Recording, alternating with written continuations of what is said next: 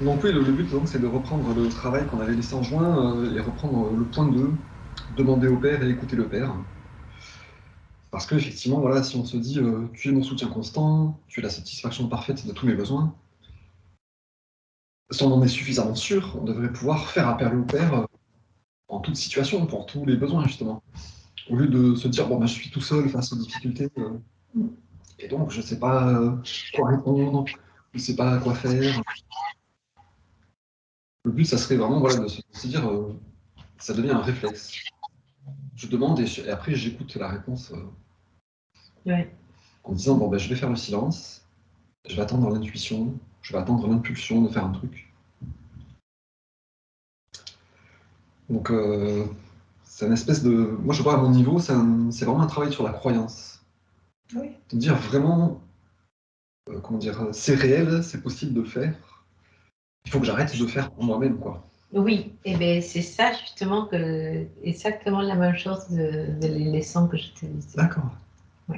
Parce que c'est vrai que c'est souvent ce truc-là qui compte, quoi. Dire nous, on ne sait pas faire, laissons que le Père fasse pour nous guide. Voilà. Nous, on ne sait plus faire. Voilà. Donc il faut qu'on laisse qu'on se laisse habiter par le Père qui nous donne l'inspiration pour tout en fait. C'est que le but, enfin ce que tu disais, Maria, c'est ça, quoi, de se laisser habiter par le Père, quoi. Exactement, oui. C'est pour ça que moi j'ai vu dans les pratiques aussi la prière, tous les jours faire une petite prière pour se rappeler de ça, le matin. Tu vois, par exemple, faire une petite prière. Aujourd'hui, je me laisse guider par. Je prends conscience. Ah, une intention, une prière Une intention. intention, voilà. Ouais, d'accord. Voilà. C'est prendre conscience et se laisser guider tous les jours. Dire, je sais pas, le matin par exemple, je me laisse habiter par toi, guide-moi dans la journée. Voilà. Je te demande ton aide. Oui, et surtout, exactement. je me demande à moi Oui. de demander, en fait. Oui. D'arrêter de faire tout seul par moi-même. Donc on avait listé 7 points en tout, hein. Je vous les relis juste pour qu'on se les remémore. Le premier point, c'est remercier le Père pour ce que l'on a, parce que tout nous vient de lui. Le deuxième point, c'est méditer chaque jour pour établir un lien fort avec le Père. Le troisième point, prier pour demander l'aide du Père. C'est-à-dire, voilà, au lieu de essayer de résoudre tout seul par moi-même, je demande d'abord l'aide du Père. Voilà, ça inspire-moi. Après, le quatrième point, remercier avant d'avoir reçu. Ça aussi, on en avait plusieurs fois parlé, avoir la certitude que le Père va répondre et que les choses vont se résoudre comme on l'a dit. Exactement. Donc ça aussi, c'est un sacré travail de foi quand même pour le faire sincèrement. Oui. Remercier avant d'avoir reçu. Après, cinquième point, dialoguer avec le Père. C'est-à-dire poser des questions en méditation et essayer d'entendre une voix qui répond en nous. Des images, des trucs qu'on voit ou qu'on entend. Essayer d'installer comme ça un dialogue avec de la patience, on peut y arriver, hein, vraiment. Oui. Après, le sixième point, prier et demander l'aide du Père en situation. Alors là, c'est vraiment le réflexe. Voilà, je suis dans une discussion qui s'envenime. Hop, j'ai le réflexe de couper ma pensée, de dire mon Dieu, voilà, aide-moi à apporter la paix, la réconciliation. Demander l'aide du Père en situation. Donc ça, c'est encore un entraînement intéressant. Là, on pourrait se trouver des exercices à faire justement. Ouais. Notre quotidien nous. Ouais, non, mais justement, c'est se dire, il y a un truc répétitif. Voilà, par exemple, je m'engueule toujours avec, je sais pas quoi, mon voisin quand il se passe ça. Allez, je vais essayer maintenant de vivre la situation difficile, mais en essayant de transformer avec la prière. En situation quand ça se présente. Et enfin, le dernier point, septième point, développer la foi, en s'entraînant à demander au Père et à recevoir son aide. C'est un entraînement comme pour apprendre un sport, un art, un métier. Faire appel au Père et s'attendre à ce qu'il réponde devrait devenir aussi naturel que s'attendre à ce que la lumière s'allume lorsqu'on appuie sur l'interrupteur. Alors donc, pour se relancer un petit peu dans cet exercice de demande et d'écoute du Père, on va lire la lettre 4, paragraphe 22 à 26. Parce que ça illustre un peu justement ce qu'on devrait s'efforcer à atteindre par cette pratique de développement spirituel et de suivre la voie du Christ. Alors on dit, chaque circonstance surgit de la volonté qui est exercée à chaque instant. Ça aussi, c'est une phrase qui est intéressante à méditer, quoi. Chaque circonstance surgit de la volonté qui est exercée à chaque instant. Certains sont nés avec une grande force de volonté, d'autres avec moins. Mais à partir du moment où une personne réalise pleinement que toute la force de volonté a été tirée de la conscience universelle, et que la force de volonté peut être augmentée en demandant à la source de l'être, une force de volonté accrue, cette personne commence à réaliser que la force de volonté n'est pas limitée, après tout. Elle peut être tirée, selon l'ampleur et la force de la foi, de la conscience universelle elle-même.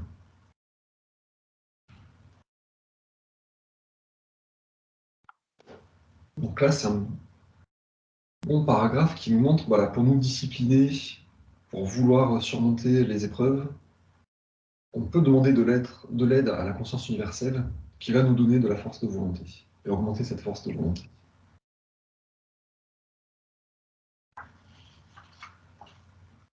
Et comme il nous dit au départ, chaque circonstance surgit de la volonté qui est exercée à chaque instant, grâce à ça, on peut changer nos circonstances.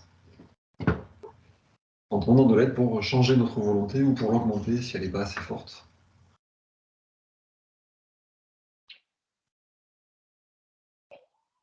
Donc voilà, ça peut être un premier exercice, quoi, demander de la force de volonté au Père pour nous aider à mieux nous conduire, à mieux réaliser ce qu'on cherche à réaliser.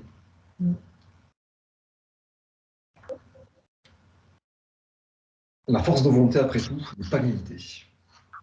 Elle peut être tirée selon l'ampleur et la force de la foi, de la conscience universelle elle-même. Chaque individu de chaque genre, de chaque race, nation, religion, niveau de ressources et de revenus, de l'indigent au roi, est également important dans l'instant présent et à la fin de la journée. Les vraies différences proviennent uniquement de ce que chacun donne de lui-même à ce moment, au moment suivant et tout le reste de la journée.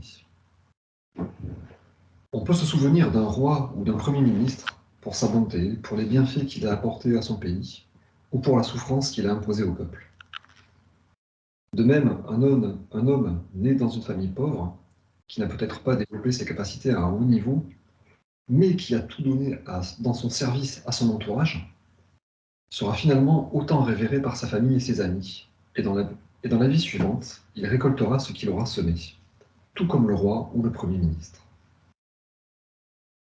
Une telle personne aura apporté une contribution de vie à son entourage, car la nature de la force de vie est amour et service inconditionnel, travail et harmonie, donnant tout ce qui est nécessaire pour la satisfaction des besoins d'autrui.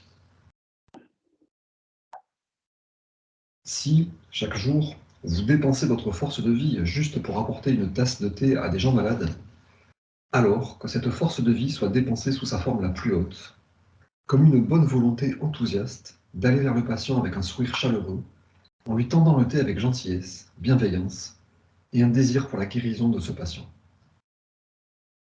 De cette façon, un porteur de thé peut devenir un moyen rayonnant de guérison et d'élévation. Plus le porteur de thé demandera fréquemment en silence un afflux de conscience divine dans sa propre conscience, plus grande et plus pénétrante sera la force de vie qu'il rayonnera vers le patient.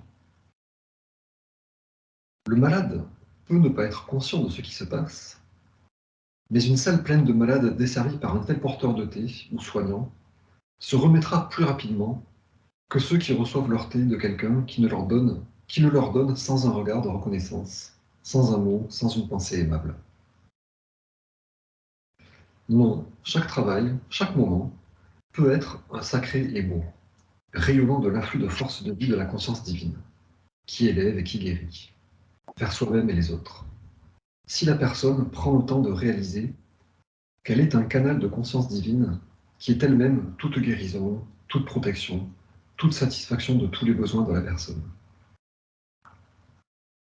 Une personne, même celle qui nettoie les planchers et qui vide les bassins des malades, possédant une telle compréhension, peut entrer dans une chambre et devenir la plus importante, peut-être la seule, distributrice de biens parmi 6 personnes s'occupant des bassins. Une telle personne peut laisser derrière elle un don de force augmenté dans chaque patient. Quiconque réalise que de ses yeux est rayonnée une force de vie puissante vers ceux vers qui le regard est dirigé, peut savoir que son regard pénétré, ce regard appuyé et souriant, a été bénéfique à celui qui l'a reçu. Car tout ce que nous, oui, vous et moi le Christ, pensons et faisons, est un acte de conscience. Et la conscience est force de vie. Avec l'activité de nos esprits, les vôtres et le mien, nous façonnons notre conscience, notre force de vie, en différentes formes qui béniront ou qui maudiront l'environnement. La seule différence entre vous et Muhammad et moi-même, connu sur Terre sous le nom de Jésus, est le genre de pensée et de sentiment que Muhammad et moi rayonnons vers les autres. Nous rayonnons tous deux vers le monde l'énergie de conscience qui donne la vie. Que rayonnez-vous dans votre monde? Ça me ramène à, je crois que c'est Ho'oponopono. Oui, c'est Ho'oponopono. Quand ce directeur d'établissement applique les phrases sur les dossiers, ils s'aperçoivent assez rapidement qu'ils peuvent baisser les doses de médicaments, que les détenus sont beaucoup plus calmes. Tu vois?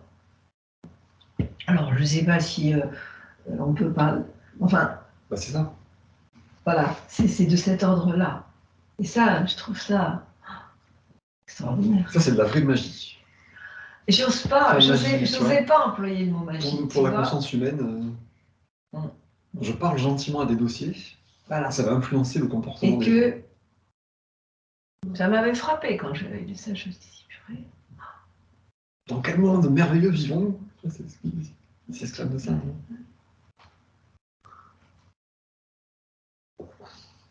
Donc le pouvoir de l'intention, c'est quand même sidérant dans le bon sens.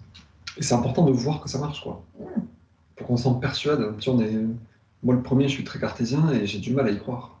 À cause du côté cartésien. Où on a toujours un peu des bribes de retenue en disant ah, bon, je vais essayer, on verra bien, tu vois. Ouais, comme si c'était un peu perdu, quoi. Enfin...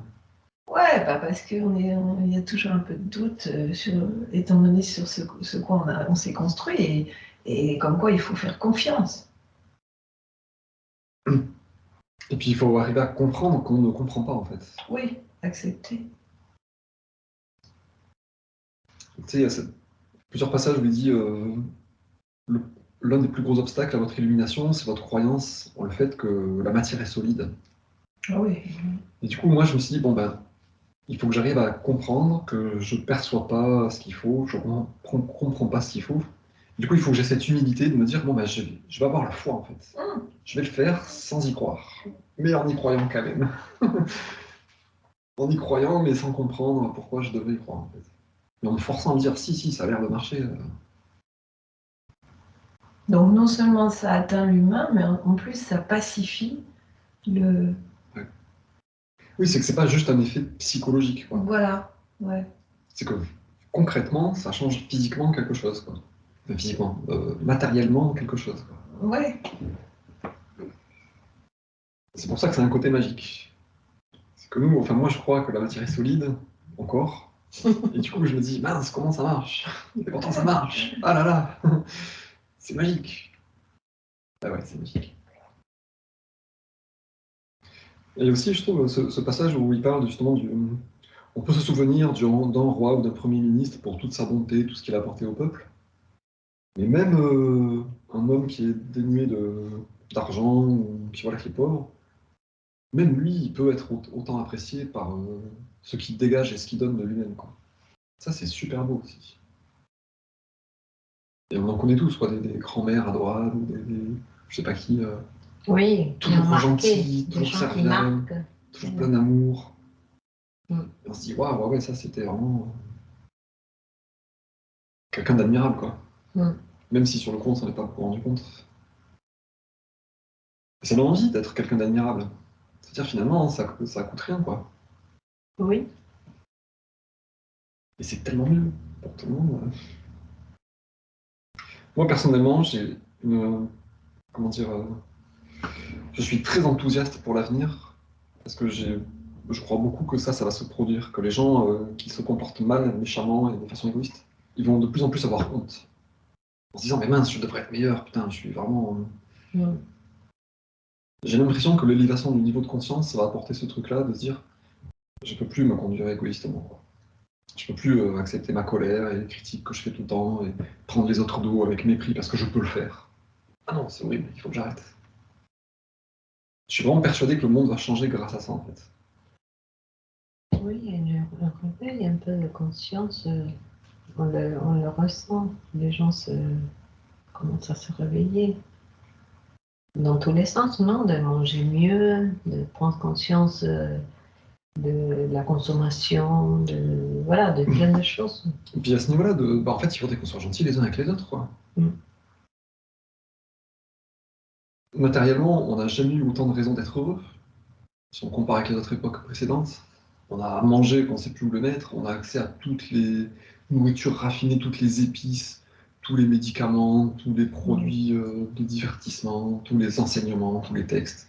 L'abondance, on a tout ce chaud, froid, suffisamment, des divertissements, du sport. On a accès à tout. Et on se dit extérieurement, on devrait être heureux comme des papes, et joyeux, et c'est juste pas du tout le cas. Oui, c'est ça. Il y a une espèce de gros complot mondial pour faire peur aux gens, les abrutir, les rendre malades. Et du coup, on se dit, dans toute cette abondance et toute cette générosité, toute cette magnificence opulente qu'on n'a jamais eue sur Terre, enfin, du moins dans les derniers milliers d'années, on est tous malheureux comme des couillons, on a tous peur de notre voisin, on est tous égoïstes, on aboie s'il nous marche sur les pieds, s'il nous raye notre voiture. Alors qu'on devrait tous être insouciants et enthousiastes, quoi. Et j'ai l'impression que ça, voilà, c'est la honte qui va arriver sur l'occidental moyen, quoi. C'est-à-dire, j'ai accès à tout, et je me conduis comme le dernier des dégénérés, avec colère et méchanceté, égoïsme, alors qu'on déborde d'abondance, quoi. Et tu vois, de percevoir ce truc-là, de dire, ah bah ouais, moi aussi, je peux être apprécié pour ma bonté, en fait. Être apprécié parce qu'on est gentil, qu'on sert à quelque chose, qu'on aide les autres. J'ai vécu cet été quelque chose de un peu surprenant, mais dans le bon sens du terme. J'allais pour vérifier le gonflage de mes pneus.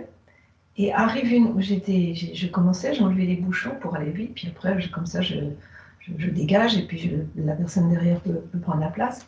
Et arrive un monsieur qui me colle en se mettant devant moi. Alors tout de suite, ma première réaction, oh, je vais devoir faire 26 manœuvres pour sortir. Puis tout d'un coup, il sort et il me dit, mais madame, enfin, je ne sais plus comment il me l'a dit.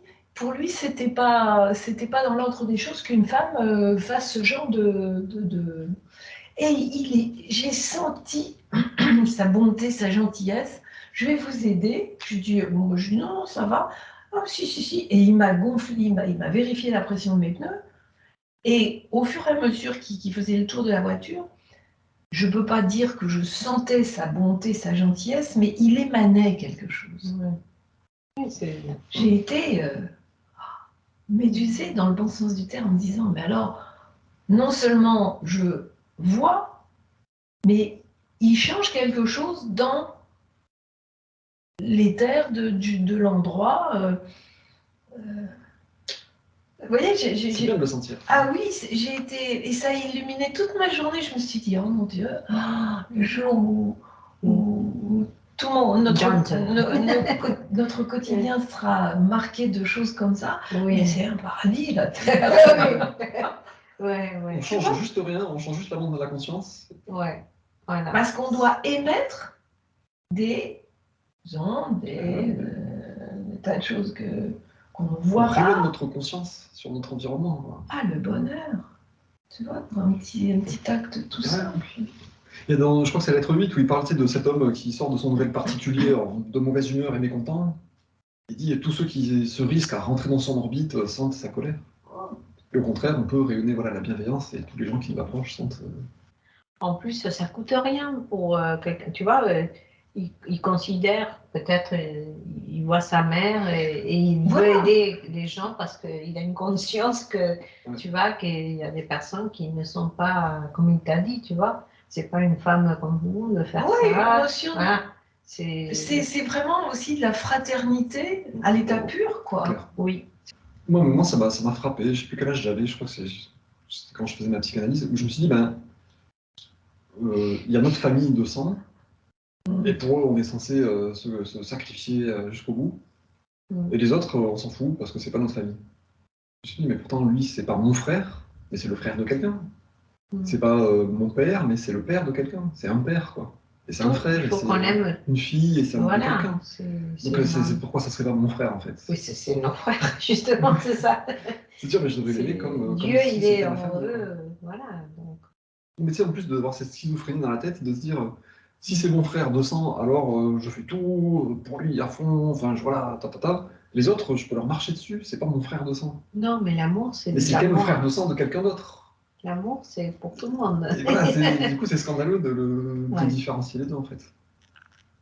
Il faut apprendre à aimer tout le monde. Et du coup, d'être spontanément gentil, comme avec sa propre sœur, avec quelqu'un qu'on connaît pas, quoi. Ouais. Ah, mais c'est pas à vous de faire ça, je vais vous aimer. Mm. Ça va être beau le monde de demain, vraiment, ça va être Oui. super beau. Tu sais, moi aussi, à un moment, j'ai eu une réflexion pendant ces vacances-là. De me dire, comment dire, bah, le seul but dans la vie, c'est l'illumination. Donc tout le reste, ça devrait être secondaire, en fait. Et on devrait tuer la satisfaction parfaite de tous mes besoins. On devrait trouver toute notre satisfaction en Dieu. Et ne rien attendre de personne de physique, en fait. Oui, parce qu'en même temps, il y a un plan.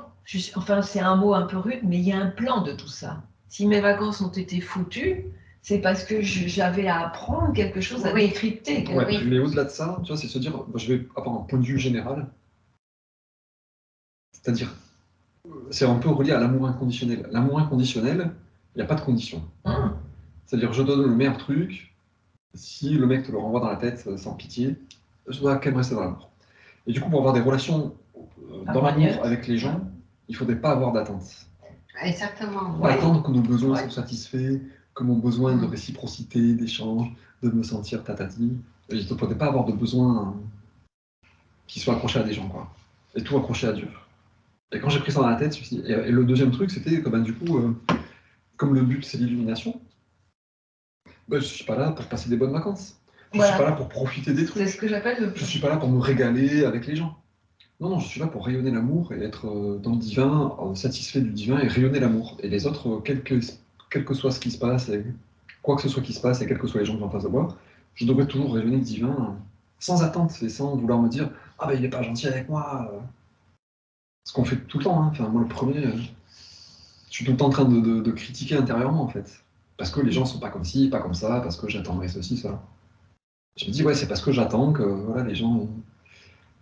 que ma femme me dise ceci, qu'elle soit speed comme je suis speed, que je sais pas quoi. Oui. Et à cause de ça, voilà, je critique et je suis dans l'ego, en gros, parce que j'attends des choses des gens. Oui. Et en me disant, je devrais attendre de Dieu, en fait, plutôt que des gens. C'est pas facile. C'est un peu... Ça nous fait travailler tout le temps, quotidiennement. Ah, c'est sans fin. Et du coup, ça, tu vois, ça permet d'aimer de façon détachée, quoi. Oui. Presque, comme on pourrait dire, pour la conscience humaine, quoi. C'est-à-dire d'aimer à perte. Je donne, quoi. Je donne de l'amour, de la patience, de l'aide. En fait, il faut rien attendre. Sans idée de retour. Mais j'attends rien, voilà, j'attends Oui, même ouais. pas un retour, j'attends même pas que la personne soit contente de cette aide et l'utilise de façon adéquate. Oui, parce qu'en fait, il faut aussi accepter l'autre. Il ne faut pas essayer de le changer. Donc, aimer, c'est accepter l'autre. Voilà.